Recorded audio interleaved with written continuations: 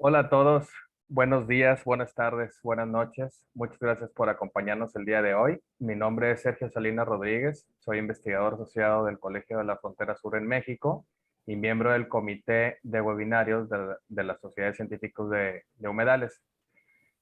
Bienvenidos a esta serie de entrevistas sobre humedales. El objetivo principal que tienen es compartir lecciones aprendidas sobre los retos, las experiencias en la investigación y conservación de humedales. Como comunidad de científicos de humedales diversa, es muy importante que seamos capaces de promover e incrementar la información y el intercambio de conocimiento que existe actualmente, tanto entre personas como países. Para facilitar el intercambio de conocimientos sobre la ciencia de los humedales, solemos entrevistar científicos y manejadores o practicantes de la conservación y restauración de humedales de todo el mundo. Y hoy tenemos el gran honor y gusto de tener a la doctora Patricia Moreno Casasola Barceló como parte de este esfuerzo de entrevistas sobre humedales. Una breve reseña sobre la doctora. Bienvenida, Pati. Muchas gracias. Ella bueno, ha sido profesora y sigue siendo profesora de tiempo completo del Instituto de Ecología. Este es un centro de investigación público en México durante las últimas 4 décadas, donde se ha dedicado a investigar sobre ecología de humedales. Fue miembro y presidente del Comité Nacional de Humedales en México del 2011 al 2017. Para nuestra audiencia en América Latina o en otras regiones del mundo, el Comité Nacional de Humedales es un órgano consultivo especializado en la conservación y manejo de humedales constituido por acuerdo del Consejo Nacional de Áreas Naturales Protegidas. Como presidenta, la doctora Patti tuvo la responsabilidad de supervisar la implementación de la Convención Ramsar. Ha contribuido con la enseñanza de cursos de maestría y doctorado sobre ecología, conservación, manejo y restauración de humedales, así como también mediante la creación y fortalecimiento de capacidades de oficiales, manejadores de humedales o de espacios naturales y gente de comunidades rurales como agricultores, ganaderos y pescadores, como guías de naturaleza en sus sitios de origen. También dirige una ONG llamada Ciénegas y Humedales, que provee una plataforma donde políticos y tomadores de decisiones, científicos de humedales, manejadores y practicantes de la conservación de la naturaleza se reúnen para compartir su trabajo y experiencias acerca del uso racional y manejo sostenible de estos ecosistemas. En años recientes, la doctora Patti ha recibido varios reconocimientos, incluyendo el Premio de Ingeniería Civil al Mejor Artículo Científico en 2017, al Mérito Ecológico, otorgado por la Sociedad Científica Mexicana de Ecología en 2015, y el Premio al Mérito Ecológico por la Secretaría de Medio Ambiente y Recursos Naturales en 2012. Como podemos ver, tiene vasta experiencia y un fuerte compromiso con la sostenibilidad ambiental, respaldada por un amplio conocimiento y trayectoria en la ciencia ambiental de relevancia para las políticas y la toma de decisiones a escala nacional, regional y subnacional, perdón, y a nivel de terreno. Así que gracias a la doctora Patricia por aceptar nuevamente esta entrevista para compartir sus experiencias y conocimiento. Pues muchísimas gracias por la invitación, Sergio. Un placer estar contigo. Doctora, para abrir me gustaría primero que nos hablara del inicio. ¿Cómo comenzó su carrera en la ciencia de los humedales? ¿Qué le hizo intrigarse o interesarse sobre estos ecosistemas particularmente? Yo realmente no empecé trabajando en humedales. Trabajaba yo sobre todo en dunas y en playas costeras. Pues cuando inicié, los humedales eran vistos como zonas insalubres realmente y no tenía ninguna importancia para la sociedad, y menos en México. Entonces, trabajando en las dunas, me empecé a encontrar con áreas inundables, en las cuales cambiaba completamente la vegetación, y eran humedales. Al principio me costó mucho trabajo entenderlo así, que eran humedales y que eran parte del mismo sistema. Y ese fue el inicio, empezar a encontrarme con un ambiente totalmente seco, árido, que son las dunas, y uno inundado, que eran los humedales, y a unos metros de distancia, y empezar a entender cómo funcionaba aquello. Después comenzó ya la importancia de los humedales a nivel internacional y nacional, y hubo dos gentes que me hicieron meterme a fondo. El primero fue el doctor Irv Mendelsohn de la Universidad de Luisiana, que él nos ayudó a trabajar el primer humedal y comenzar a pensar en cómo restaurarlo. Entonces estuvo en México, montamos una serie de experimentos con él que fueron publicados, y ahí hizo que realmente comenzara todo el trabajo de investigación con estudiantes en el Instituto de Ecología, sobre todo en humedales de agua dulce. Y el segundo fue Francisco Abarca de la Universidad de Arizona. Él lleva más de 20 años dando un curso anual, que es un gran mérito, a diferentes gobiernos estatales de México para que los funcionarios comprendan la importancia de los humedales. Y ha formado un grupo de trabajo que generalmente lo acompañamos cada año a dar estos cursos. Entonces fueron las dos gentes que hicieron que me metiera de lleno a los humedales. Y claro, cuando empiezan a trabajar con ellos, pues se da cuenta que son ambientes maravillosos, muy diversos y muy interesantes. Y sobre todo en un país en que no había nada de trabajo en humedales de agua dulce, pues fue de lo más interesante empezar a entrar. Gracias, gracias, doctora. Eso es muy importante y eso me lleva, bueno, antes de pasar a la siguiente pregunta, me gustaría ahondar un poco para nuestra audiencia. La doctora Patricia Moreno Casasola ha sido una auténtica lideresa en la delimitación y clasificación de humedales en México y ha servido inclusive como consultora de la Organización Meteorológica Mundial. Ella conformó un grupo, un nuevo grupo académico enfocado en la ecología de humedales de agua dulce. Y esto en su momento causó que saliera del Sistema Nacional de Investigadores, puesto que no había trabajo en ello. Tuvo que pasar el tiempo, tuvo que generar conocimiento, publicar dicho conocimiento para que fuera pues nuevamente aceptada dentro del Sistema Nacional de Investigadores. Entonces, este es un asunto muy, muy importante para, bueno, pues para nuestra audiencia fuera de México. Doctora, ¿cómo llegó a su posición actual, precisamente liderando este estudio sobre ecología de humedales de agua dulce? No solo en términos de la generación de conocimiento, sino me gustaría saber, pues bueno, sino inclusive como líder de opinión e influencia precisamente para la creación de políticas en favor de los humedales. ¿Cómo fue esa historia? Bueno, en México los manglares sí son reconocidos como humedales de enorme importancia.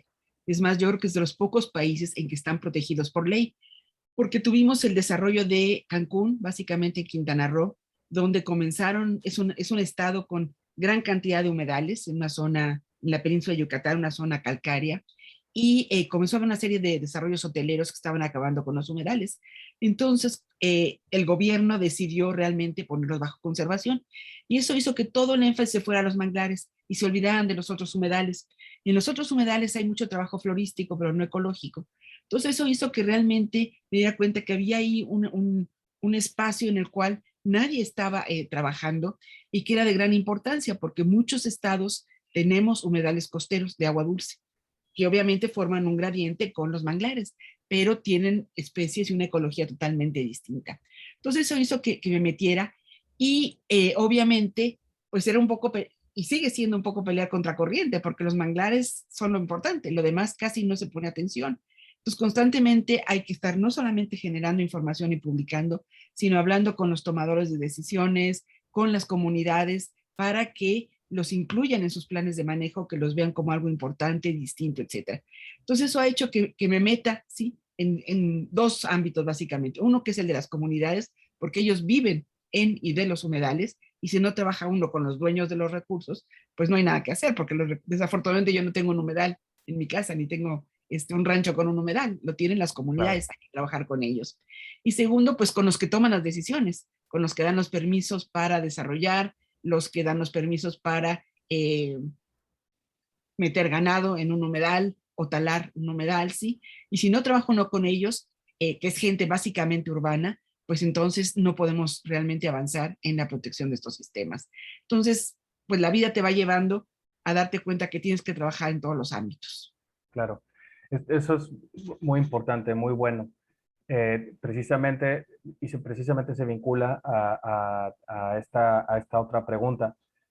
Díganos, por favor, ¿en qué trabaja actualmente? ¿En qué proyecto trabaja actualmente? Pues yo diría que trabajo ahorita como en 3 o 4 proyectos. El primero es en restauración de humedales. Tenemos que empezar a trabajar en cómo recuperarlos.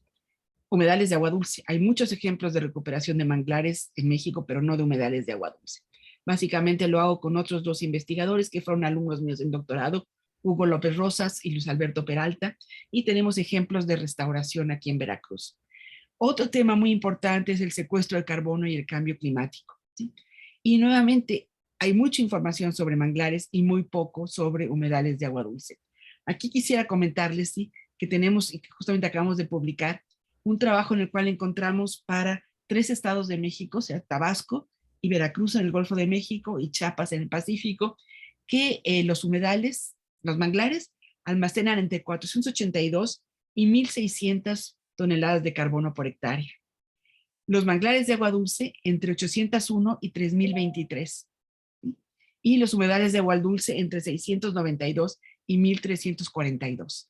Entonces, hay gran variabilidad entre ellos, o sea, hay manglares y humedales de agua dulce muy productivos, que capturan mucho carbono, otros que no, pero los valores son semejantes. Y hay humedales de agua dulce, sobre todo donde vives tú, en Centla, que almacenan enormes cantidades de carbono, 3 veces más casi que otros manglares. Sin embargo, esto no se reconoce, ¿sí? No reciben el mismo nivel de importancia en las decisiones de gobierno, no se usan para cumplir con los compromisos de México frente a cambio climático, no hay casi dinero para restaurarlos, etcétera, ¿no? Cuando realmente debían de ser parte integral de nuestra política de cambio climático. Entonces, este es un proyecto muy importante que lo desarrollo con Elizabeth Hernández y otros estudiantes. Y otro que me estoy metiendo mucho es en educación ambiental. Si no logramos que la gente y los tomadores de decisiones entiendan lo que es un humedal y la importancia que tiene en sus vidas, pues no vamos a lograr nada. Entonces creo que esta parte es muy importante y que la gente no nada más entiende cuando le platicas, la gente tiene que vivirlo. Entonces estamos haciendo muchos esfuerzos para que haya material en español. Tú sabes que hay mucho material en inglés, pero en español hay muy poco. Nuestros estudiantes y nuestros políticos no leen inglés, tienen que leerlo en español. Estamos desarrollando videos demostrativos para que puedan vivirlo y realmente hacerlo parte de ellos. Creemos que esta es la única forma en que vamos a lograr convencerlos de que hay que tomar ya decisiones muy rápidamente. Claro, muy bien, pues, son muchos proyectos. Ya nos comentó sobre las implicaciones de los proyectos. Tienen un alcance pues muy importante y urgente, inclusive por las tasas de pérdida de biodiversidad asociada a humedales y de los humedales también, por supuesto.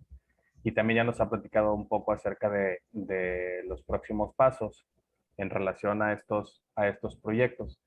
Por lo tanto, ahora me gustaría que nos platicara qué tan exitosa cree usted que ha sido la restauración en México, más allá, bueno, más allá de lo que nos ha platicado ahorita sobre el proyecto de restauración de humedales en el que actualmente está trabajando. ¿Cómo considera usted que ha funcionado, cómo ha funcionado la restauración en México? Yo creo que la restauración de manglares ha funcionado bastante bien porque el énfasis ha sido sobre todo en los últimos, yo diría, 8 o 10 años en una visión de flujos de agua, ya no nada más en llevar plantas. O sea, durante mucho tiempo era realmente tener un vivero y sembrar plantas, pero si no se recuperaban los flujos de agua con la salinidad, los niveles de inundación, pues eso no prosperaba. Entonces ya los últimos experimentos, no experimentos realmente, ya las últimas hectáreas, porque ya son centenares de hectáreas restauradas en este sentido, han funcionado muy bien y hay ejemplos en casi todos los estados. Pero lo que sigue faltando es que no hay una visión integral del sistema. O sea, se separa los manglares como una parte y atrás de los manglares están los humedales de agua dulce. Entonces, ¿de dónde le llega el agua y los nutrientes a los manglares? Pues de los humedales de agua dulce. Entonces, si no restauramos y recuperamos los flujos desde allá atrás, siempre va a haber un peligro inminente porque justamente atrás de los manglares se está degradando todo el sistema. Y todavía hacia adelante, pues los manglares, ahí sí es mucho más aceptado y conocido, liberan nutrientes a lagunas costeras, al mar, son base de las cadenas alimenticias, etcétera, etcétera, ¿no? Pero es todo un sistema y tenemos que verlo como una parte integral. Entonces yo creo que esa es una falla que todavía tenemos muy importante, ¿sí? Otra es que en México todavía es muy difícil tener dinero a largo plazo. O sea, se consiguen proyectos para 2 años, 3 años, pero la restauración lleva muchos más años. Y entonces seguir obteniendo el dinero para mantenerlo es muy difícil. Entonces eso está siendo limitante porque hay lugares en los cuales pues no se puede seguir avanzando, hay que pararlo y entonces otra vez viene invasión de especies, degradación, etcétera, y hay casi que volver a comenzar de nuevo, ¿no? Entonces este es un problema fuerte, ¿sí? Y el otro es que eh, los manglares, al estar protegidos por ley, pues la gente ya entendió que no los puede tocar, pero los de atrás, los humedales de agua dulce, que son herbáceos y son selvas inundables, ahí sí son muy utilizados por la sociedad. Muchos de ellos, cuando uno va en la época seca, están secas, se puede caminar dentro. Entonces los desarrolladores dicen, miren, no es un humedal, ¿sí? Y le dicen esto a las autoridades municipales, esto es un bosque, aquí queremos hacer un desarrollo de casas. Les dan el permiso y cuando se vienen las lluvias, claro que se inunda, pero para ese momento los desarrolladores ya se fueron, ya vendieron las casas y la gente es la que sale perjudicada. Entonces, casi no tenemos lugares para restaurar porque la gente lo está utilizando. Otra práctica muy importante es la ganadería. Yo creo que casi que el 95% de los humedales de agua dulce en México tienen ganado, en diferente grado. Hay unos que nada más sueltan las vacas durante 4 o 5 meses, las recuperan y realmente pues hay un poco de pisoteo, pero no hay un cambio florístico. Hay otros en los cuales meten especies invasoras africanas, que se vuelven invasoras, gramíneas que toleran la inundación y van cambiando la composición florística drásticamente. Otros que son manejados con fuego, etc. Entonces el gradiente de formas de manejo es muy grande y por lo tanto las afectaciones. Pero la gente no quiere restaurar porque finalmente pues la están utilizando. Entonces en ese sentido hay muy pocos lugares donde se puede restaurar humedales de agua dulce y esa es otra limitante muy importante. Además piensen que México se divide realmente casi en dos. Tenemos la parte árida del norte y la parte con muchísima agua del sur. Entonces son lugares totalmente distintos. La parte norte hay que llevar agua para poder restaurar, ¿sí? Entonces se lleva agua, se crea o se recupera un cuerpo de agua y pues rápidamente empiezan a llegar aves, plantas, etcétera. Pero en el sur hay agua, y lo que abunda es vegetación. Entonces ahí realmente el problema es otro, porque tenemos el agua, pero muchas veces la composición se ve afectada por especies invasoras, por dominancia, por ejemplo, del tule, de una especie que le gustan los nutrientes y hay muchas aguas con carga excesiva de nutrientes. Entonces ahí la competencia entre especies hace que sea mucho más difícil la restauración. Son como dos escenarios totalmente distintos en México. Entonces yo creo que todavía hay muchísimo que hacer y se necesitan fondos para poder avanzar en la restauración de humedales de agua dulce. Claro, es un reto gigantesco porque precisamente la diversidad del país es muy grande en términos, pues en términos orográficos, en términos paisajísticos, en términos de escurrimientos naturales, Exacto. pero también la diversidad social es muy grande, es muy amplia. Y en relación a esto, ¿cómo integrar a la gente de las comunidades rurales a los proyectos de restauración? ¿Cómo hacer ese delicado acercamiento para la construcción de confianza en la conservación de los humedales? Mira, nosotros hemos hecho trabajo básicamente en Veracruz, porque bueno, pues es lo que nos queda más cerca. Hemos hecho muchísimas entrevistas y cuestionarios con la gente para ver qué tanto reconocen la importancia de los humedales. Y la gente que vive en el campo, sobre todo la gente más adulta, digamos de 45, 50 años para arriba, los reconoce perfectamente bien. Sabe que son importantes y te dicen que los ayudan a no inundarse, curiosamente, ¿no? Te dicen, el humedal me ayuda a no inundarme más, ¿sí? Entonces, hay un reconocimiento y por eso cuando los invitas a restaurar y hay un poco un aliciente económico, porque bueno, finalmente necesitan trabajo, entonces la restauración muchas veces significa una entrada de dinero para ellos, lo hacen y participan activamente, ¿no? Donde yo creo que hay menos conciencia de esto es en las ciudades, donde se cree que realmente los humedales afectan y aumentan la inundación. Ahí es donde se ha perdido ya esa visión de la importancia de los humedales. En el campo lo que hay es un conflicto por el uso de humedales, ¿sí? O sea, todos reconocen su importancia, pero claro, son los terrenos que agrícolamente valen menos. Entonces, un desarrollador, pues muchas veces se va sobre ese terreno porque es más barato, ¿sí? Y la gente, pues si tienen 2 hectáreas en las cuales pueden sembrar maíz, otro cultivo que tiene valor de mercado, contra uno en que nada más pueden meter 1 o 2 vacas, pues se van sobre el cultivo y venden primero el otro, ¿no? Entonces, sí hay reconocimiento, pero también la necesidad económica pues hace que muchas veces los suelten, ¿no? Y también los humedales son transitorios, o sea, en el tiempo. Entonces, años secos se van secando, entonces el ganadero comienza a bajar, ¿sí? las cercas sobre el humedal, porque en México todos los cuerpos de agua son federales. Uno no es dueño de un cuerpo de agua, ¿sí? Inclusive, por ejemplo, en el manglar, uno puede tener escrituras sobre el manglar, pero el gobierno no permite que se hagan obras en ese manglar, ¿sí? Entonces, muchas veces hay ahí un conflicto de límites, ¿no? O sea, en años secos, el ganadero va hacia abajo moviendo su cerca, ¿sí? Y en años húmedos, pues se le pudren y entonces el pescador entra, ¿no? O sea, ahí hay un conflicto social que muchas veces trae problemas. Pero en general hemos encontrado que si hay un terreno para restaurar, la gente le entra. Es más difícil encontrar el terreno, porque muchas veces es propiedad privada, lo que se quiere restaurar de una selva inundable o de un humedal, ¿sí? Que, que que el deseo de las personas. Ahí sí lo reconocen muchos de ellos y le entran. Aunque hay que decir que es un trabajo bien difícil, porque muchas veces el restaurar implica estar en condiciones de un calor muy fuerte, humedad, bichos, llegar al lugar. Y pues, ¿qué les digo ahora con la pandemia, no? Usar un tapabocas en estas condiciones es totalmente diferente, ¿no? O sea, hemos tenido unas cuantas reuniones y en los climas tropicales suena muy fácil, pero no lo es muy Claro, difícil. claro, Entonces, sí, es un trabajo muy pesado. claro, sí. Y bueno, ya tocaba el punto acerca de la importancia de tener fondos suficientes porque estamos hablando de proyectos que normalmente implican tiempo. Y para mantener motivada e involucrada a las comunidades rurales o a las comunidades locales, pues necesita uno construir con ellos los proyectos y eso implica recursos, recursos para todos, pues para mantenernos motivados y trabajar en ello. Doctora, ya nos comentó la importancia de conservar, manejar y restaurar los humedales dulceacuícolas, así como, por supuesto, los manglares, que ya platicó sobre ello. Ahora, me gustaría que nos platicara sobre cuál cree usted que es el futuro que le espera a las costas y a las playas tropicales. Yo creo que ese es un reto enorme, no nada más en México, sino en todo el mundo.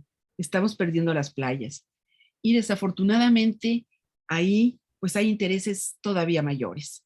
México es un país dominado por playas, playas muy hermosas, la verdad, muy distintas, con una enorme variabilidad.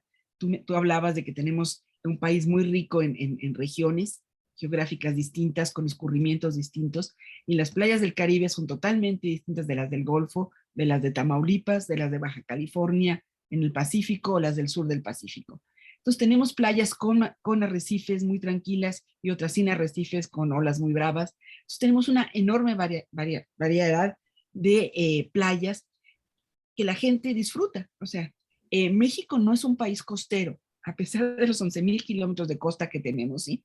No somos un país costero. Piensen que nosotros somos un país en que estamos inmersos en el cinturón de huracanes por los dos lados. Somos de los pocos países en que los huracanes nos llegan por Caribe, Golfo y Pacífico.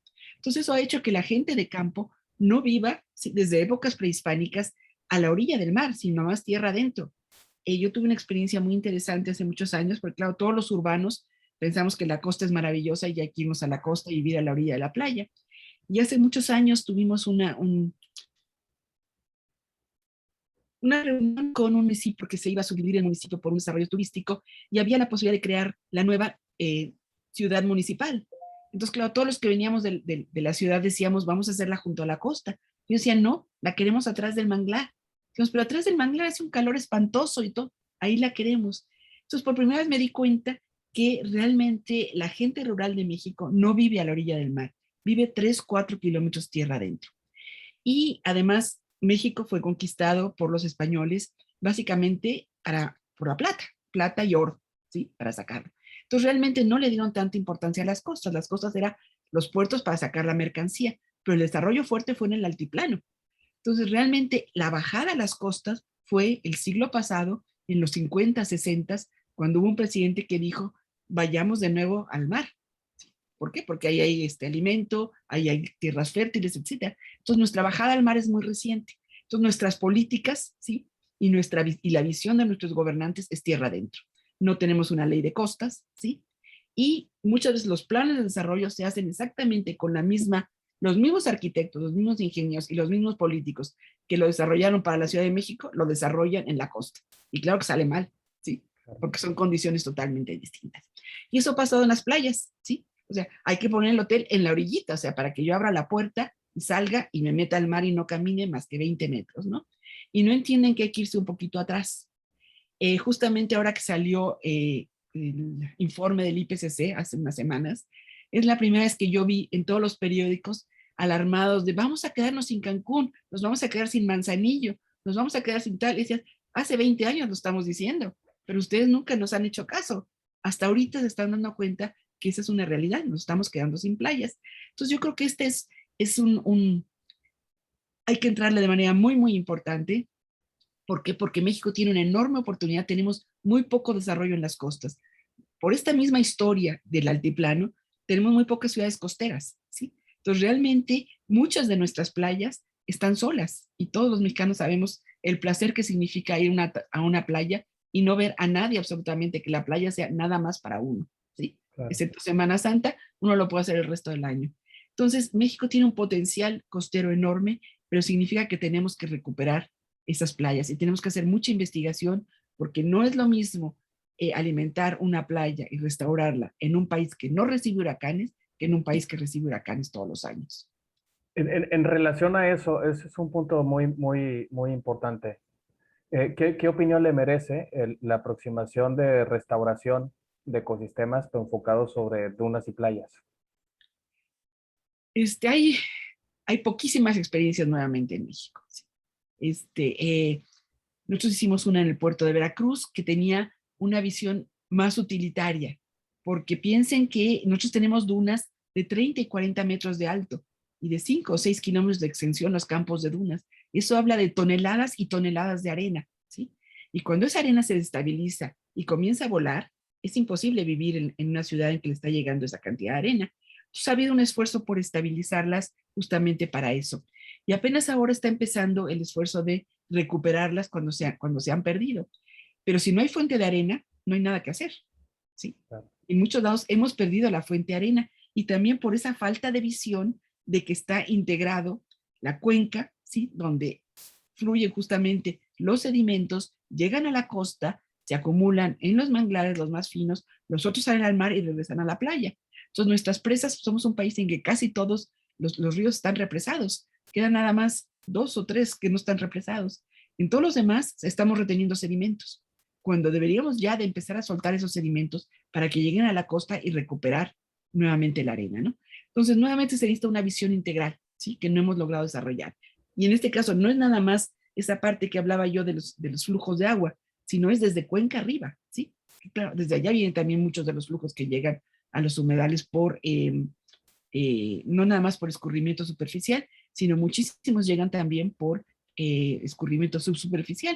Entonces, las inundaciones en México son porque se desbordan los ríos, pero también porque va subiendo el nivel del agua del manto freático. Entonces, comienza a brotar el agua porque las ciudades están en zonas de descarga, como por ejemplo en Tabasco, Villahermosa o en Veracruz, el mismo puerto de Veracruz. Entonces, hace falta desarrollar esa visión integral. Y justamente es lo que yo decía, o sea, en la costa es más importante que tierra adentro, porque en la costa todo se mueve y todo baja. Entonces lo que pasa arriba llega abajo y no sucede lo mismo tierra adentro. Entonces si no desarrollamos esa visión de que es diferente las cuencas costeras que las de tierra adentro, no vamos a lograr avanzar. Claro. Eh, me gustaría pasar a preguntas más específicas sobre su investigación. Uh-huh. Yo quisiera saber el papel que juegan, el reto que representan las especies exóticas o inclusive las nativas agresivas en el contexto de la restauración ecológica de humedales en los trópicos. Yo creo que es un tema bien interesante, que no es nada más un tema práctico, sino que es un tema que necesita que nos sentemos a discutir y a pensar, porque generalmente tratamos de recuperar condiciones cuando restauramos, y eso implica composición florística. Pero ¿hasta dónde esto es posible? O sea, muchas de las especies, no muchas, hay varias especies de pastos que fueron traídos justamente del continente africano, de zonas inundables, donde están los grandes herbívoros. porque son especies que toleran la inundación y son especies palatables. Entonces, estas especies fueron traídas a México, entraron primero por Brasil, que fue donde empezó la agricultura en grandes zonas inundables, y subieron hasta México. Y son parte de nuestro sistema, y muchas de ellas son muy productivas, y los propios ganaderos dicen que forman suelo. ¿Por qué? Porque son tan productivas que van subiendo el nivel del suelo y por lo tanto el tiempo de inundación es menor y el ganado puede estar más tiempo. Entonces son muy favorecidas por los ganaderos y por el mismo gobierno mexicano, por la Secretaría de Agricultura y Ganadería, que es quien las ha introducido. Entonces estas especies muy fácilmente pasan de un potrero en el cual fueron introducidas, un potrero que nosotros decimos un humedal potrerizado, al de junto, y comienzan a invadir pues todo el humedal. Los experimentos que estuvimos haciendo muestran que son muy, muy agresivas, o sea, le van ganando al humedal con el tiempo, ¿sí? Entonces, tenemos la experiencia de uno de ellos que, una zona muy pequeñita, que logramos eliminarla por bastante tiempo, pero ahora entró un pasto nativo mexicano que también es muy agresivo y lo está cubriendo. Entonces llega un momento que dice uno, bueno, ¿qué es lo que tengo que recuperar? ¿La composición florística o simplemente que siga siendo una humedad? ¿O qué es lo que tengo que recuperar? ¿Qué es lo que en estos momentos de la situación de nuestro planeta, de México, con aguas contaminadas, ¿sí? O sea, contaminadas en el sentido que tienen muchísimos nutrientes y hay especies que se ven favorecidas por ello, ¿qué es lo que tengo que restaurar? Entonces, en ese sentido es una pregunta que nos tiene que hacer pensar mucho. Los tulares también de TIFA están dominando en muchas partes. Las experiencias de Florida, en que han logrado restaurar todos los Everglades, pero sí a costa de unas cantidades de dinero enormes, ¿no? Que nosotros nunca las vamos a tener ni cercanamente, ¿no? Es como han logrado sacarlos. Bueno, pues nosotros tenemos como los Everglades, flujos de lo que se usa para la caña de azúcar, es una gran cantidad de fertilizantes que fluyen por toda la zona, por toda la planicie costera, porque está lleno de caña de azúcar, ¿sí? Y que están enriqueciendo todos nuestros humedales y nuestros cuerpos de agua. Y claro, Tifa está feliz de la vida, está muy Claro, contenta. Entonces, ¿qué es claro. lo que vamos a hacer? O sea, sigue siendo un humedal, pero queremos recuperar el humedal que había antes, ¿ok? Entonces esto es algo que hay que pensarlo mucho, ¿sí? Entonces sí hemos tenido muchos problemas para conservar lo que hemos hecho. Y el otro son las selvas inundables, ¿no? Las selvas inundables un poco son como los manglares, requieren ciertos niveles de inundación durante parte del año. Entonces cualquier obra como carreteras, etcétera, modifica los flujos de agua. Y muchas veces esto no se ve. Sí hay experiencias ya en Quintana Roo donde se han abierto muchos más canales en la carretera para permitir el paso de agua de una parte de manglar a otra. Y ese manglar que estaba muerto porque le habían cortado el paso de agua, se está restaurando. Pero esto todavía no se ve para los humedales de agua dulce. Y al cambiar un poco la cantidad de agua y el tiempo que permanece, estamos favoreciendo más especies herbáceas que especies arbóreas de humedales, ¿sí? Por ejemplo, en Tabasco tenemos básicamente humedales herbáceos en Centla. En cambio, en Veracruz tenemos más humedales arbóreos. ¿Por qué? Porque está la cantidad de agua que baja por el Grijalba Sumacinta, que siempre está inundado. Entonces se favorecen los herbáceos. En cambio, en Veracruz es más de picos. Entonces se favorecen los arbóreos. Entonces ahí hay un juego muy, muy delicado, ¿sí? Y si queremos restaurar, tenemos que entrarle a esa parte. Y se necesitan obras grandes, ¿sí? Y un manejo de las especies. Entonces yo creo que son temas que hay que discutir entre la gente que trabajamos humedales, realmente hacia dónde queremos ir, qué es lo que queremos recuperar, o sea, con que se esté capturando carbono y haya un cierto hábitat para especies suficiente o no, queremos realmente recuperar los popales, los tulares, cuáles son los esfuerzos que tenemos que hacer, porque no hay dinero para todo y hay Claro. poco tiempo, ¿sí? Doctora, para concluir, me gustaría preguntarle acerca, bueno, ya nos comentó las oportunidades de investigación en las que se encuentra la ciencia de los humedales en México, y los retos que implican, ¿no? Desde el punto de vista científico, pero también desde el punto de vista técnico y operativo. Brevemente me gustaría saber sobre experiencias de colaboración o expectativas de colaboración que tenga con la Sociedad de Científicos de Humedales, con miembros activos de la sociedad o con organizaciones por la conservación de los humedales en el mundo. Bueno, pues estamos viviendo ahorita épocas complicadas, ¿no? Para las colaboraciones y demás, y también económicamente, pero afortunadamente los humedales son una parte importante, ¿no? Yo creo que en muchas sociedades, entonces el que seamos un miembro muy activo en la Convención Ramsar es muy importante para México, porque eso nos abre espacios importantes. Yo creo que hay temas en los cuales podríamos colaborar muchísimo. Uno de ellos, por ejemplo, es el carbono azul. Yo he discutido mucho que el carbono azul nada más se ve hasta los manglares. Y finalmente, también los humedales de agua dulce tienen pulsos de agua salina. Y el tular, por ejemplo, tolera salinidad y recibe y se encuentra en zonas de intrusión salina.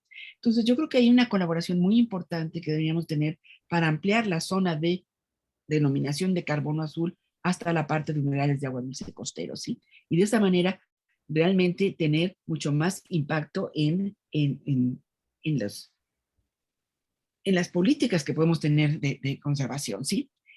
Yo creo que también ya hemos tenido reuniones en universidades, por ejemplo, en Yucatán, en otras partes de la República, para tratar de ver de manera integral la zona costera.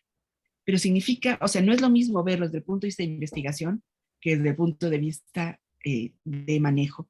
Desde el punto de vista de investigación es difícil, ¿no? Porque hay que poner de acuerdo y afortunadamente esa es la tendencia ahora. Cada vez se pide más investigación transdisciplinaria. Tiene que haber un geólogo, un geomorfólogo, tiene que haber un climatólogo, un florístico, alguien de fauna, alguien social. Y eso es muy importante para entrarle desde una perspectiva integral, ¿no?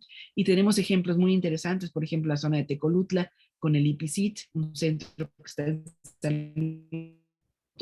en que se trabajó sobre las fuentes de agua para ese humedal y estamos encontrando, bueno, es una tesis doctoral que está por recibirse Lorena en 1 o 2 meses, encontró que la composición química, ¿sí? del agua que venía justamente desde fuentes distales y que había atravesado distintos tipos de roca, determinaba florísticamente ciertos manchones en el humedal. Entonces, que no era nada más el hidroperiodo, como lo veíamos los ecólogos, ahora sí que de aguas superficiales, sino Claro. que tenía que ver con la geología, ¿no? Entonces, yo creo que este tipo de cosas, de interacciones, son muy importantes. Pero insisto, es mucho más fácil hacerlas en investigación que hacerlas en el manejo. Y hoy en día tenemos que entrarle al manejo porque Claro. México es un país de humedales costeros y tenemos 2 cadenas montañosas a los lados, ¿sí? Entonces, el espacio que tenemos para los humedales es bien poquito. ¿Por qué? Pues porque enseguida comienza a subir el terreno, ¿sí?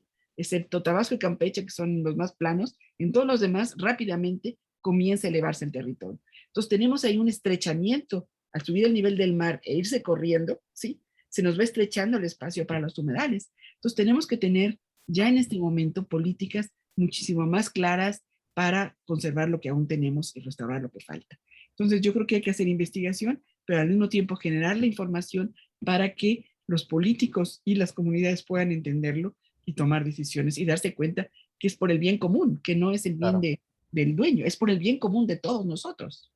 Claro. Sí. Perdón, y lo último, el agua dulce depende de los humedales. Entonces, en México es uno de los bienes más preciados y México es un país 2/3 partes árido, 1/3 parte con agua. O cuidamos nuestra agua, ¿sí?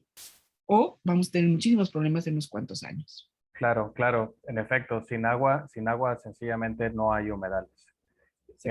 Pues muchas gracias, doctora, por compartirnos su visión. Vemos pues que los retos y las oportunidades están ahí. Los retos son gigantescos, pero las oportunidades pues no tienen techo. Las oportunidades de colaboración y los beneficios para la sociedad no tienen techo.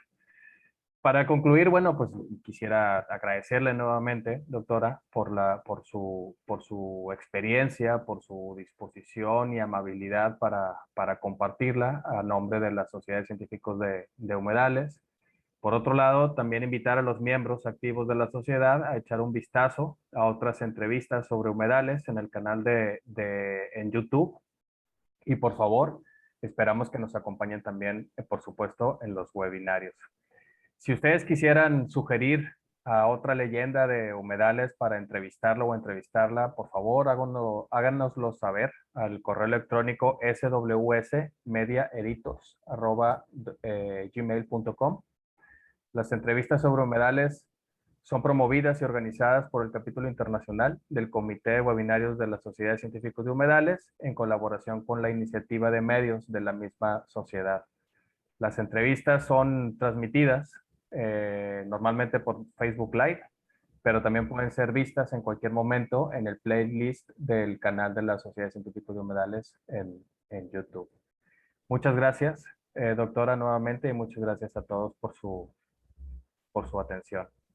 Pues muchísimas gracias por la invitación, fue un placer y los felicito por estas iniciativas. Yo creo que son muy importantes para atraer gente joven y gente de Latinoamérica a trabajar en estos temas. Muchas gracias, doctora. Gracias a todos. Hasta luego. Luego.